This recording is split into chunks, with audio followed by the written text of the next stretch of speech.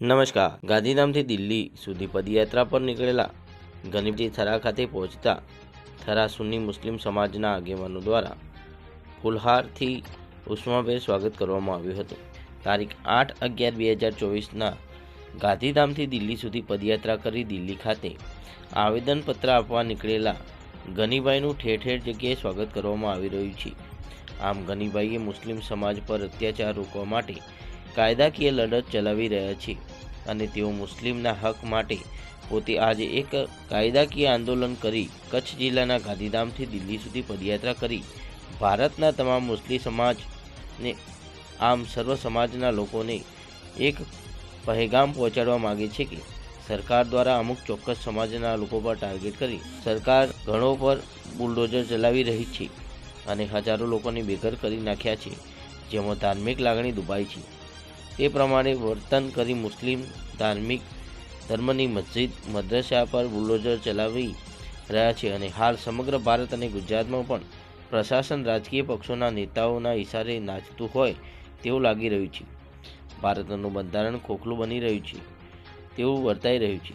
ત્યારે કચ્છ જિલ્લામાં રહેતા ગનીભાઈએ સરકારની ઊંઘમાંથી જગાડવા માટે ગાંધીધામથી દિલ્હી સુધી પદયાત્રા પર નીકળ્યા છે. આજે સમાજના યુવાનોને જાગૃતિ લાવવા ઉમદા કાર્ય કરી રહ્યા છે. મુસ્લિમ સમાજમાં 7 મુદ્દાને લઈ આવેદનપત્ર આપી તેનું જલ્દીથી નિવારણ આવે અને 7 મુદ્દા હલ થાય તેવા હેતુથી પદયાત્રા પર નીકળેલા ગનીભાઈને મુસ્લિમ સમાજના લોકો પણ સપોર્ટ કરી રહ્યા છે. આમ આજે થરા ખાતે ગનીભાઈ પહોંચતા થરા સુન્ની મુસ્લિમ આગેવાનો દ્વારા ગનીભાઈનું ફુલહારથી સ્વાગત કરવામાં આવ્યું હતું. रिपोर्टर रुस्तम पठान, बनासकांठा. तो आज थरा मुकामे હું આવ્યો છું. સંવિધાન અધિકાર રેલી છે ગાંધીધામથી 8 તારીખના સ્ટાર્ટ થઈ હતી અને આજે 20 નવેમ્બર છે. થરા મુકામ પહોંચીશું. બધા આગેવાનો આવી કરી અને શુભેચ્છા મુલાકાત લીધી છે અને બધા ભાઈઓનો ધન્યવાદ માનું છું. અને 17 તારીખના ગાંધીધામની અંદર આ રેલી બાબતે રામદાસ આઠવલે જે સમાજ કલ્યાણ મંત્રી છે તે આવી કરીને મને ફોન કરેલો અને ત્યાં સૈયદ સાદાત અને સમાજના માણસોને મોકલેલ. એની અંદરથી 2 મુદ્દા છે જે મુસ્તાકે રસૂલ ગાંધીધામની અંદર એક હતો એને પાસા અને તડીપારની જે દરખાસ્ત કરવાની છે એ મંજૂર કરવામાં આવી છે. બાંધરી એવી કલેક્ટરે આપી છે અને બીજો મુદ્દો પાસ કરવામાં આવ્યો છે કે જે કંડલાની અંદર 700 ઘર તોડી નાખવામાં આવ્યા હતા મુસલમાનોના, તો એ લોકોને 100 વારના પ્લોટ આપવાની પણ બાંધરી આપવામાં આવી છે.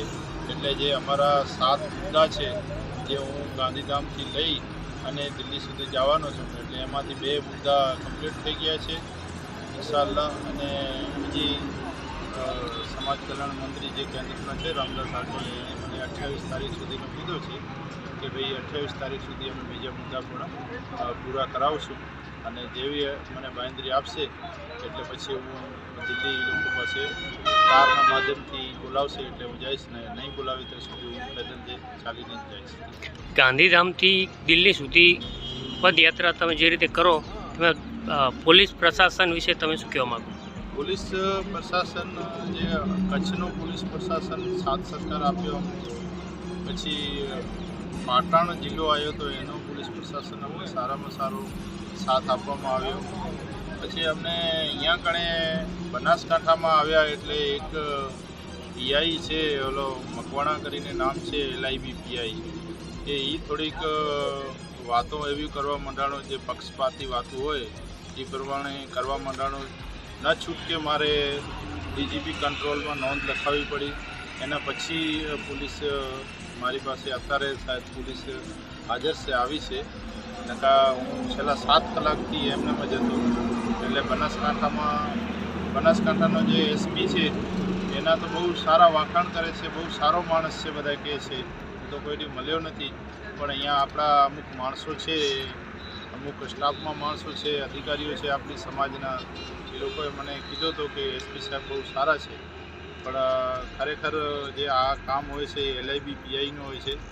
LIB પીઆઈ જ આવી રીતે કરતો હોય તો આપણી સમાજ એક આંદોલનકારી નેતા હોય, એક પાર્ટીનો રાષ્ટ્રીય અધ્યક્ષ હોય અને જો એના પ્રોટેક્શન વારંવાર હટાવી લેતા હોય તો પછી નાની જે પબ્લિક છે, નાની આપણી સમાજ છે, ખરેખર આવા જે અધિકારીઓના કારણે જ આપણી સમાજ ડરી ગઈ છે અને સમાજ ડરના કારણે સમાજ રોડ ઉપર નથી આવતી.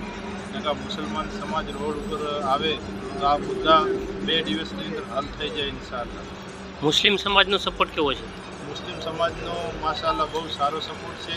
હર ગામમાં જ્યાં જ્યાં મુસ્લિમ સમાજના લોકો છે ત્યાં આગળ મુસ્લિમ સમાજ આવે છે રોડ ઉપર અને સન્માન કરે છે, મારી સાથે બેસે છે, સાંભળે છે અને હું સમજાવું છું કે આપણે એક થઈએ ને એક થઈએ એવી બધી વાતો કરીએ છીએ અમે. અને જે 7 મુદ્દા છે એની પત્રિકા આપીને બધાને જાગૃત કરું છું. આવા આ પદયાત્રામાં તમે કુલ કેટલા મુસ્લિમ ભાઈ નીકળે? અમે ટોટલ આ પદયાત્રામાં અમે 15 માણસ છીએ. અમારી 2 કારો છે એ આગળ હાલે છે. કોઈ ટેકનિકલ પ્રોબ્લેમ હોય તો અને કાંઈ કાગળનો હોય કે બીજું કોઈ કામ હોય તો આઈસર તો જઈ ન શકે એટલે કારના માધ્યમથી આગળ હાલતી હોય. કોઈને કોઈ સિટીમાં છેટે હોય એવી રીતે અમે 15 જણા છીએ. અત્યારે આઈસરમાં અમે 5 જણા છીએ. વળી બીજા 2 જણા આવશે એટલે 7 જણા એટલે વધઘટ થતા હોય.